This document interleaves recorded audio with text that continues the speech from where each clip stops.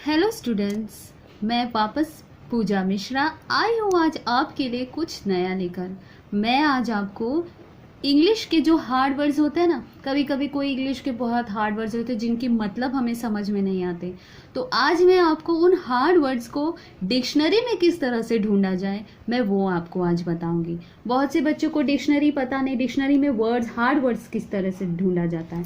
तो देखिए, ये है मेरा डिक्शनरी और इस डिक्शनरी में मैं आपको हार्ड वर्ड्स कैसे ढूंढा जाता है ये सिखाऊंगी। अब देखिए, इंग्लिश में, नॉट इवन इन इंग्लिश, जैसे हिस्ट्री हो, ज्योग्राफी हो, बहुत ऐसे सब्जेक्ट्स हैं जिनमें हमें कुछ ऐसे वर्ड्स होते हैं जिनका हमें पता नहीं होता, और डिक्शनरी में आप जैसे छोटे बच्चे जो हैं उन्हें पता नहीं चलता कि किस तरह से ढूंढा जाता है। तो मैं आज आपको बहुत ही फटाफट बताऊंगी कि डिक्शनरी में हार्ड वर्ड्स का मतलब कैसे ढूंढा जाता है। तो देखिए, फॉर एग्जाम्पल हम एक वर्ड ले लेते हैं, जैसे कि ये देखिए, मैंने यहाँ पे टिक मार्क करके रखा हुआ है, लिटर्ड।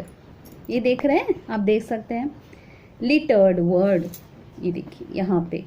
अब इस लिटर्ड वर्ड का मतलब सेंटेंस पढ़ के भी कभी कभी कुछ समझ आ जाता है, लेकिन फिर भी छोटे बच्चे हैं जो कि आपको अगर ना समझ में आए, ऐसे कई वर्ड्स हैं, तो ये तो मैंने सिर्फ एक अंडरस्टैंडिंग के लिए बताया लिटर्ड वर्ड। अब इस लिटर्ड का हमें वर्ड ढूंढना है। कैसे ढूंढेंगे समझ लो। देखिए, सबसे पहले हम अपने डिक्शनरी पे जाएंगे। अगर आपके पास डिक्शनरी नहीं है तो इसे आप खरीदिए, ये वेरी हेल्पफुल होता है फॉर स्टूडेंट्स। वैसे आजकल गूगल का ज़माना है, मोबाइल का लोग गूगल पे भी सर्च कर लेते हैं, बट छोटे बच्चों के लिए मोबाइल यूज़ करना इज़ नॉट वेरी गुड। तो आप जैसे छोटे बच्चों के लिए जो कि स्टडी कर रहे हैं, 5th में है, 6th में है, 7th में है, इन लोगों को एटलीस्ट डिक्शनरी से वर्ड तो ढूंढना आना ही चाहिए, क्योंकि अभी आपके कॉलेज लाइफ में भी इसके बहुत यूजेस आते हैं। तो ठीक है, लिटर्ड वर्ड हमने जो कि ढूंढा इधर। अब इस लिटर्ड वर्ड को, यानी स्टार्टिंग का लेटर हम देखेंगे। स्टार्टिंग का लेटर क्या है? स्टार्टिंग का लेटर है एल, है ना।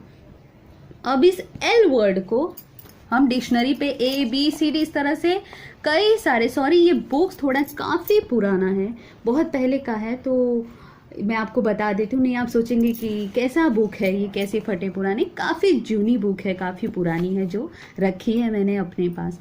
तो ये लिटर्ड वर्ड का हम सबसे पहले एल वर्ड पे जाएंगे, है ना। ये हुआ हमारा एल वर्ड, क्योंकि स्टार्टिंग लेटर एल है ना, तो एल से।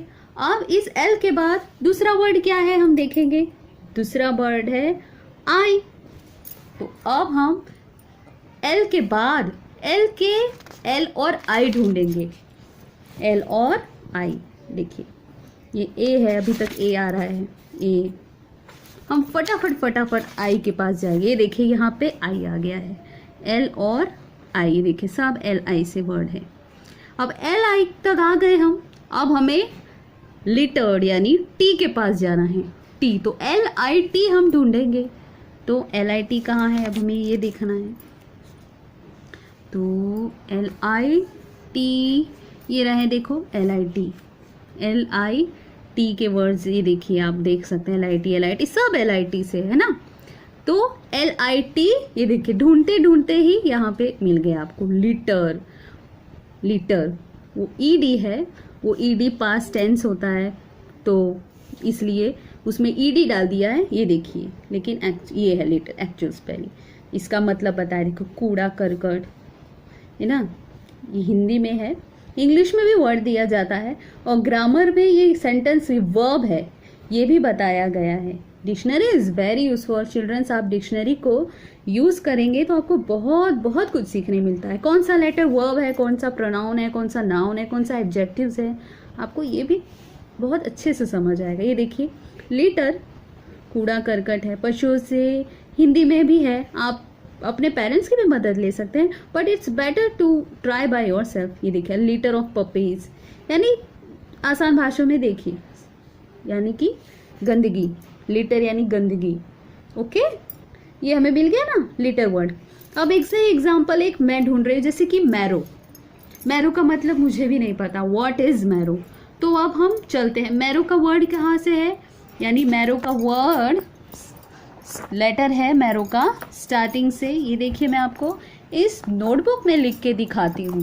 मैरो का वर्ड है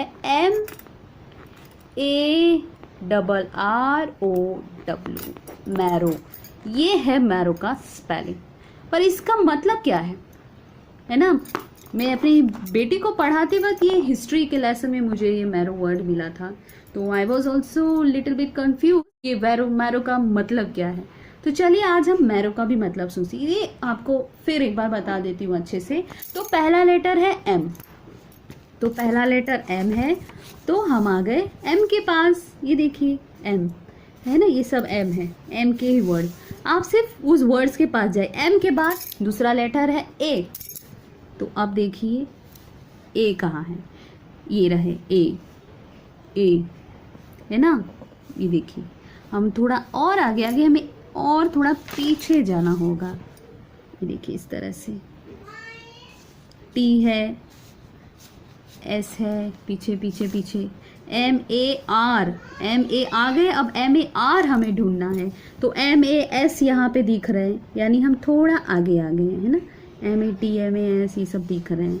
अब हम एम ए, ये देखिए सब ऐसे ऐसे एम ए आर, ये देखो एम ए आर आ गए हैं, तो M A R O, M A R double R है, देखिए ना डबल आर है, तो हमें और थोड़ा पीछे जाना होगा।